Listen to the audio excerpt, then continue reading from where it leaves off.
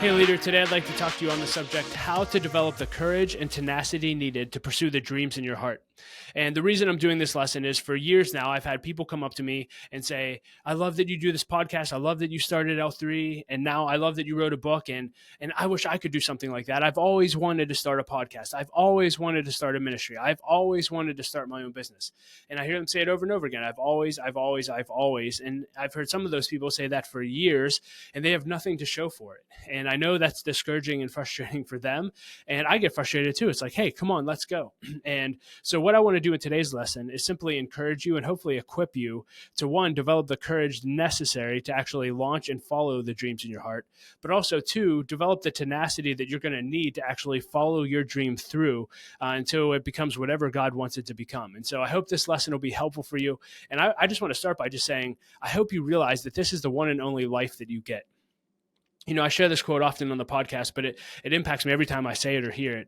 Mae West said this. She said, you only live once, but if you do it right, once is enough. If you do it right, once is enough. And here's what I know. Life is way too short for you not to dream big and go for it.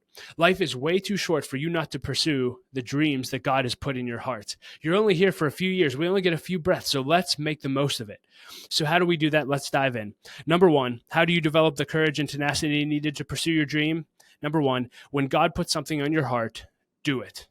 Or in the words of Nike, just do it, right? And so I believe that God has a purpose and a plan for your life. I believe he has dreams that he'll put in your heart, but that's going to require a relationship with him. You're going to need to spend time with him. And so, you know, I say this all the time, but I truly do believe that you could live 1,000 lives living out your own plans that you have for your life, and it would never compare to the one life and the one adventure that God has for you. And that's why it's so important to seek him. Following God and following his plan for your life is the most exciting life adventure you could ever possibly live.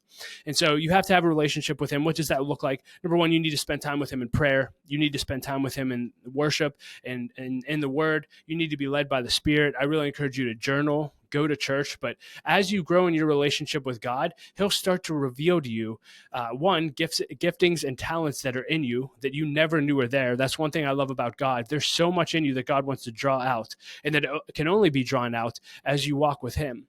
And as those giftings and talents start to come out, all of a sudden you start to develop dreams in your heart. And I believe a lot of times those dreams are God-given. And so when God starts to give you a dream, I want to encourage you, do it. Right? The ultimate, what the dream may look like in the end 50 years from now, it's not going to look like that in the beginning. But the important part is if you feel like God has prompted you and put a dream in your heart, to actually start taking steps for that. Well, how do you do that? Number two, you need to look for opportunities and be willing to do it afraid. You need to be willing to look for opportunities and be willing to do it afraid. So again, if you feel like God has started, put something on your heart to do, look for opportunities. A few examples I'll use in my life. For me, starting the podcast, right? When I was young, when I was 18 years old and first started listening to John Maxwell's content, I had a dream that one day I wanted to be like John. I wanted to be an author. I wanted to be a leadership speaker. I didn't know what that would look like though, but that was the dream that I had in my heart. And so all of a sudden, my youth pastor, who was my mentor, Larry Betancourt, he would start bringing in business leaders to speak to us when we were interning at his church. And he would say, hey, if you heard John speak today and you really connected with John, you should ask John to coffee and ask him to mentor you. And he would do that every month. And so as an intern, as an 18-year-old kid, I started asking these leaders out on a monthly basis. And I would ask them to mentor me. I would come prepared with questions.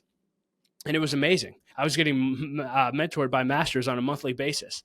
Well, after about 10 years of doing that, I realized that all of my peers started coming to me and saying, wow, Doug, I can't believe you get to spend time with all these awesome leaders. I wish I could. To which I would always respond, well, have you ever asked? And 99% of the time, they had never asked. They never took advantage of potential opportunities. But I saw that as an opportunity, and I thought, what if I actually started recording my conversations with leaders and started putting that on a podcast so that not only will my conversations benefit me, but they'll benefit anyone who would listen to it. It was an opportunity. I didn't know that it would lead to the podcast being what it is today or all these other opportunities and doors that it's opened up. I just saw an opportunity that was in line with the dream that God put in my heart. And I just said, I'm going to do this. And let me encourage you, in the beginning, it wasn't very good. Like I bought Laura actually bought me a $50 recorder on Amazon. And I literally, I didn't know who I would interview. The first person I asked was my father-in-law. He said yes. And we sat down on a couch. I put the recorder in the middle of the table and just started recording my conversation with him. Like it was as easy as that. But it was an opportunity that I saw and I had to take action. Again, the steps that you're required to actually start making steps towards your dream are seemingly small in the beginning, but they're not small in the large scheme of things. Take those small steps, look for opportunities, and be willing to do it afraid. It took courage for me to put the podcast out there. Well, what if nobody listens? What if people think I'm dumb? What if people think it's stupid that I have a leadership podcast? I'm only, however old I was when I started, maybe 25. I have no credibility, but I just said, hey, I feel like this is something I'm supposed to do in my heart. I'm going to do it afraid. And I put it out there. The same thing happened with starting L3 Leadership. I felt, after a few years, I was doing the podcast and I started getting around this organization in Pittsburgh called the Pittsburgh Leadership Foundation. And they have this whole vision, and I don't have time to tell the story, from a man named Reed Carpenter. And the vision is to make Pittsburgh as famous for God as it was for steel, or in today's world, you could say the Steelers. But it was to make Pittsburgh famous for God. And I felt drawn to that vision. So did Laura. And so I spent an hour and a half on the phone with the leader of that movement. His name is Reed Carpenter. I'm going to be having him on the podcast shortly. I'm really excited for you to hear that. But I spent an hour and a half on the phone with Reed. And I said, Reed, I essentially want to do for my generation what you did for your generation by building leaders. What do I need to do? And he said, Doug, just simply start gathering leaders and see what the Holy Spirit does. It was as simple as that. Just gather leaders and see what the Holy Spirit does.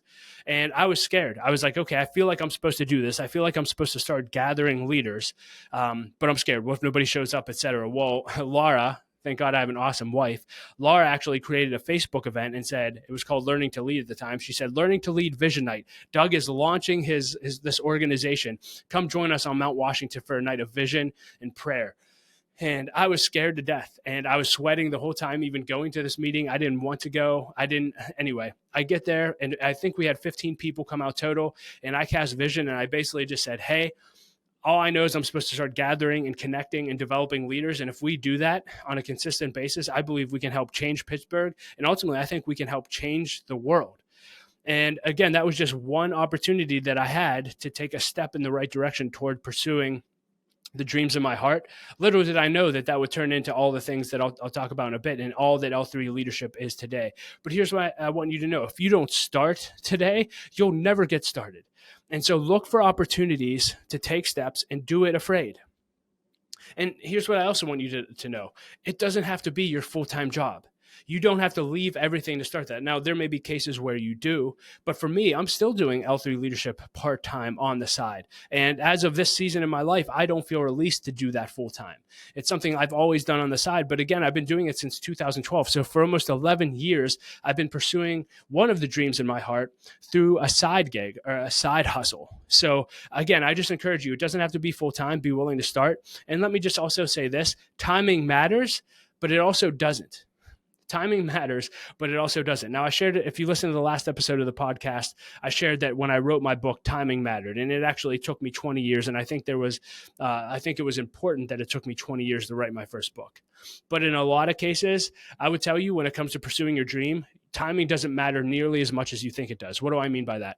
Well, I've talked to so many people who said, well, one day I'm going to do this. One day I'm going to start a podcast. One day I'm going to start a company. One day. And all of a sudden, 10 to 20 years are gone and they've done nothing to pursue the dreams in their heart.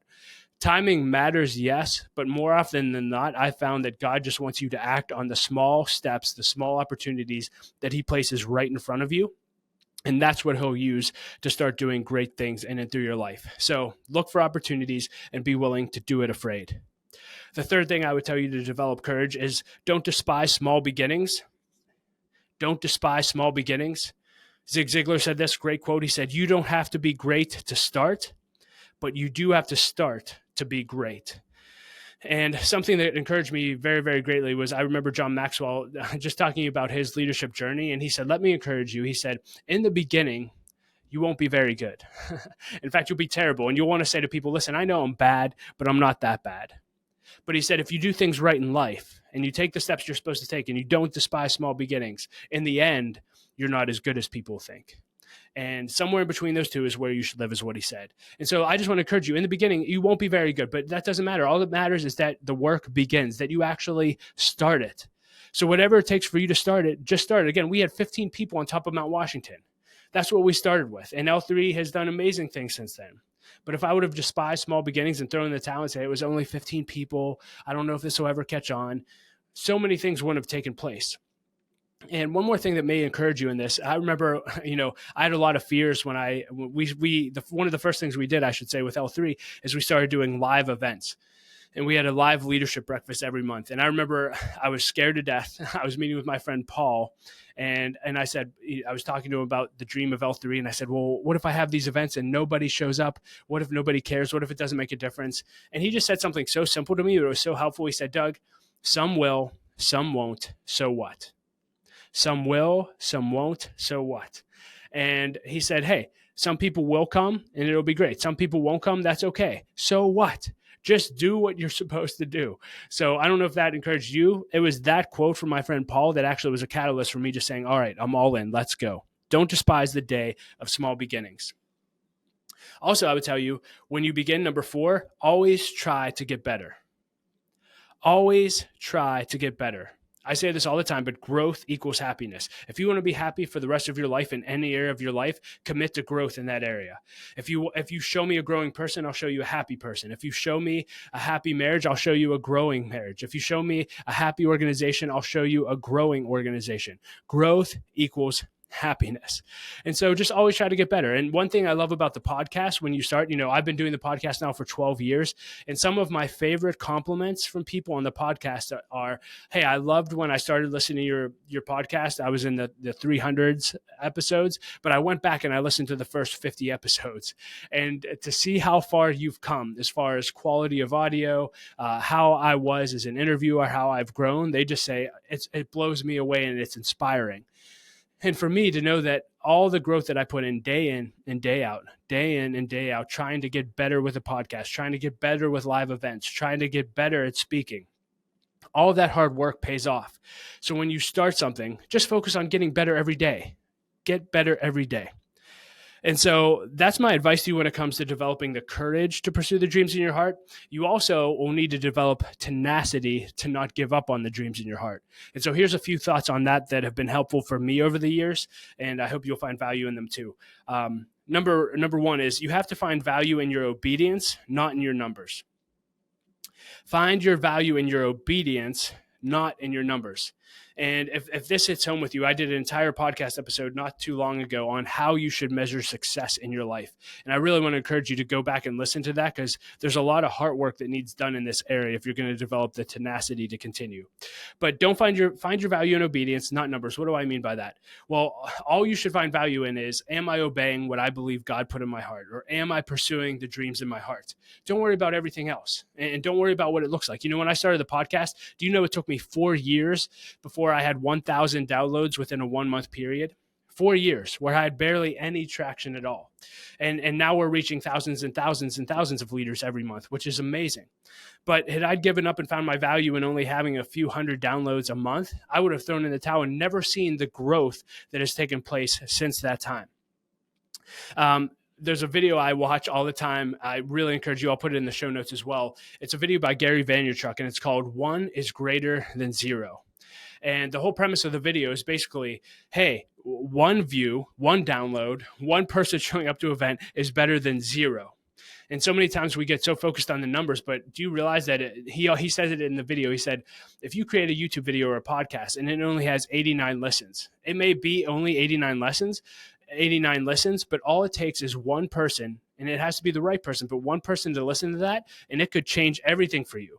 He specifically uses an example of, hey, it could be an editor or a director at CNN, and all of a sudden they give you a break because they were so impacted by that. So I would tell you that you never know who you're reaching. If you're reaching 1 person, do you know how significant that is? If you're reaching 50 people a month, do you know how significant it is that you're having an impact in someone's life and potentially changing their life forever? That's absolutely huge. And you never know who's listening. You never know who's attending. You never know who is going to be a part of your organization. You never know. So stop worrying about all the numbers. I remember at live events, I used to sit there in the front row, and if it wasn't a well-attended event, I would literally I wouldn't even be able to look up a lot of times, and I would write down in my journal in bold pen, and I just write, my value is not in how many people are at this event. My value is not in how many people are at this event. And I've gotten much better at this over the years, but for years I found way too much value in downloads, how many people were coming, et cetera. And you have to get over that. Find your value and just in the fact that you're doing what God told you to do and you're following the dreams in your heart. See, your only job is to obey. God's job is to do with it what he wants to do with it. And let me just say this, that pressure to find your value in the numbers doesn't go away once your numbers are good. Do you know that? I love what TD Jake said. He said, success doesn't feel like success.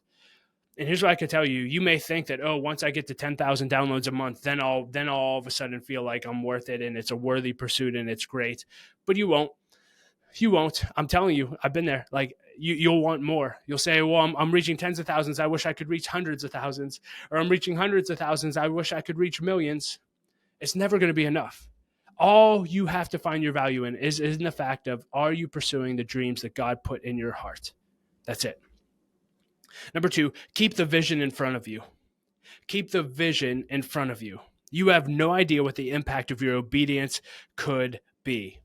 And again, when I started L3, I just think about keeping the vision in front of me. The lives changed. The thing that's kept me going for so long is now that I've been at this for a few years, I actually have stories of lives that have been changed. And when I started L3, that was the whole vision. We just wanted to simply connect, grow, and develop leaders and help transform their lives in order to make the world a better place. And so that was the vision initially.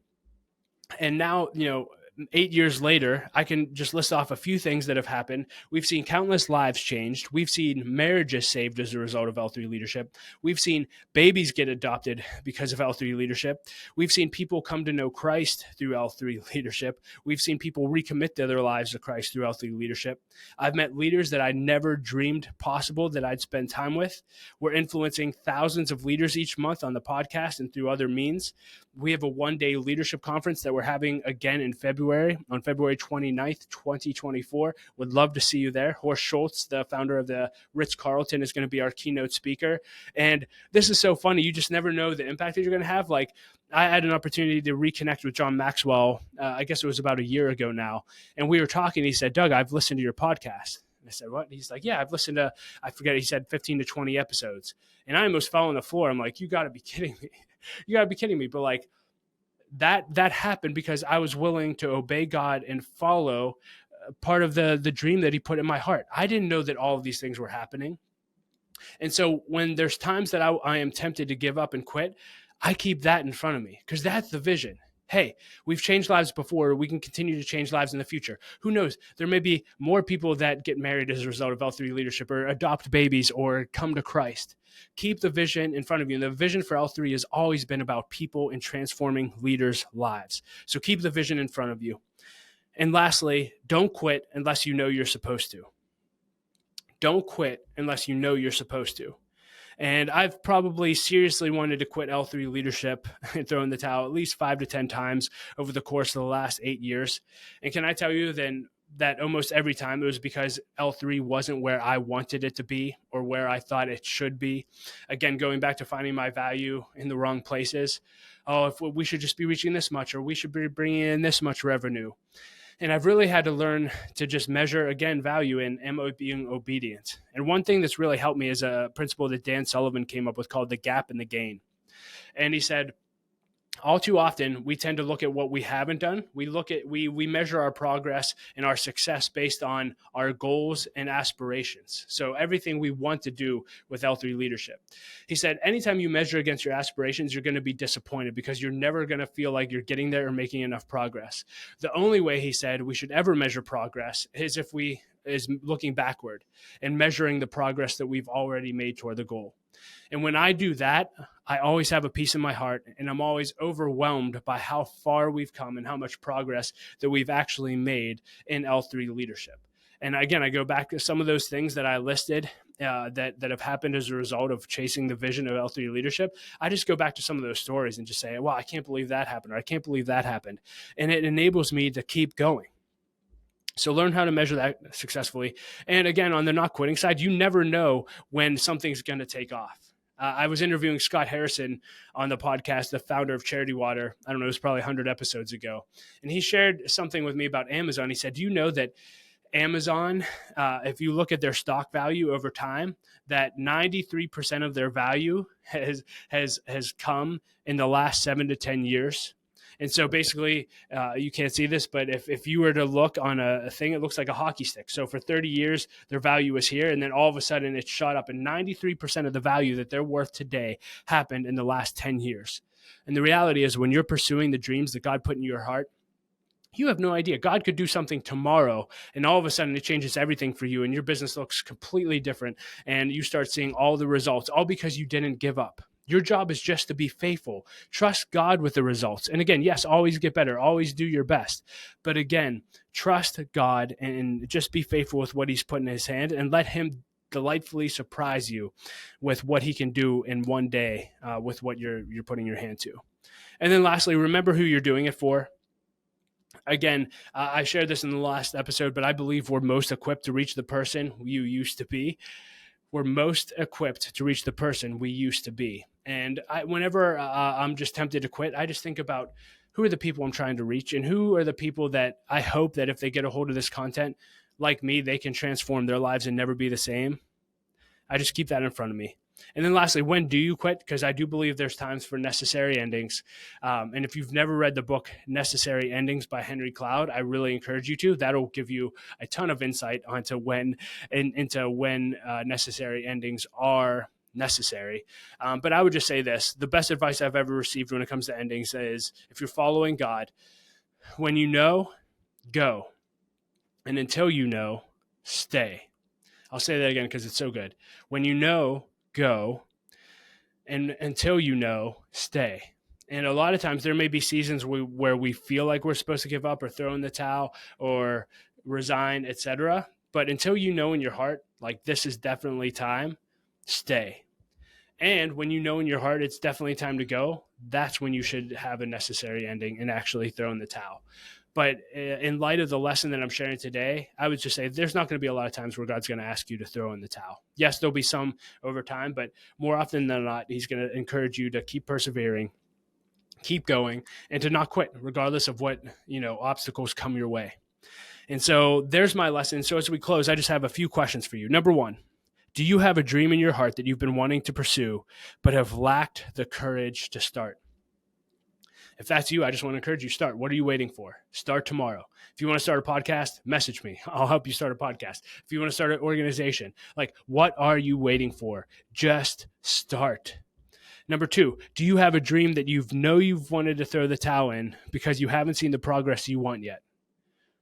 Is that you? Are you measuring success incorrectly? Maybe you need to go back and listen to that podcast I did on how to measure success. And maybe you just need to keep going and just say, hey, no matter what, unless God tells me to throw in the towel, I'm not throwing in the towel, and I'm just going to trust him and be faithful with what he put in my hand to do. Keep going, leader. Here's what I know about your dream. Your dream, the world is desperate for you to pursue the dreams in your heart. The world will be a better place because you pursue the dreams in your heart. And so quit waiting, start pursuing those dreams, and start making the world a better place today by going after them. And never, never, never quit. Hey, I hope this episode encouraged you. I can't wait to hear all of the dreams that you start pursuing as a result, and I will talk to you next episode.